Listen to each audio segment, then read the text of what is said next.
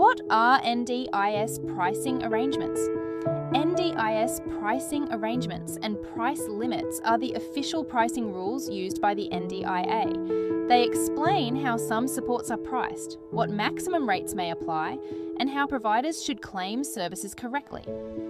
Official NDIA pricing framework explains maximum price limits, guides provider billing and claiming, helps participants understand charges, works with the Support Catalogue.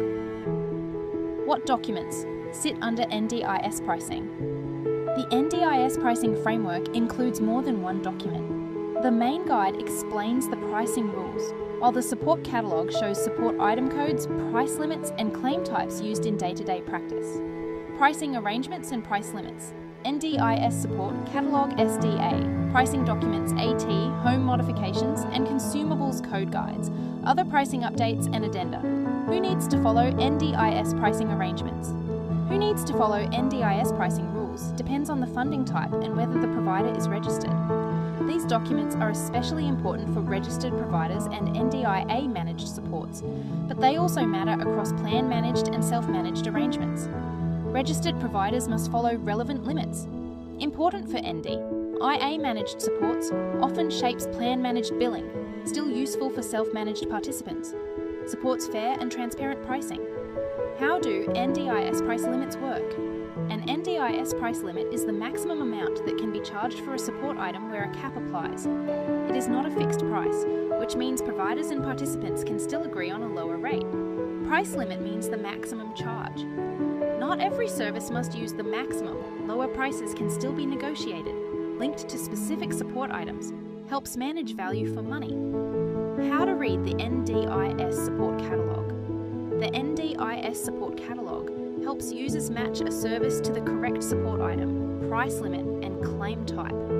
It is one of the most practical tools for quoting, invoicing, and checking whether a service is billed correctly. Check the support item code, review the support description, confirm the price limit, check the unit of measure. Look for travel or claim settings, travel, non-face-to-face claims and cancellations.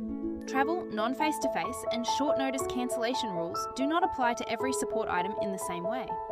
Providers should always check the support catalogue to confirm whether these claim types are allowed. Travel must be item-specific, non-face-to-face is not always claimable. Cancellation rules vary by item. Do not assume all supports are the same. Always check current claim settings. Always check the current support catalogue before claiming travel, non-face-to-face time or cancellations, because these rules can vary between support items and should never be assumed. Where to download the latest catalogue? The safest place to get the latest pricing documents is the official NDIA pricing page. This helps avoid using outdated files and makes it easier to check the correct version, release date and effective date. Use the official NDIA pricing page. Download the latest pricing documents. Check version number carefully, confirm release and effective date. Avoid relying on older saved copies. What changed in the latest NDIS pricing arrangements? The current pricing documents in effect are the 2025 to 26 v1.1 versions. These updated documents were released in October 2025 and took effect from 24th November 2025. Current version is 2025 to 26 v1.1. Support Catalogue also updated released on 14th October 2025, effective from 24th November 2025, reviewed through annual pricing review. Fair pricing under the NDIS. Fair pricing means providers should not charge NDIS participants more without a valid reason. Even if a rate sits within a price limit, it can still raise compliance concerns if it is unfair or poorly explained. Fair pricing is part of compliance. Price differences must be justifiable. Higher NDIS. Only pricing may raise concerns, clear invoices and agreements matter. Transparency supports trust and accountability.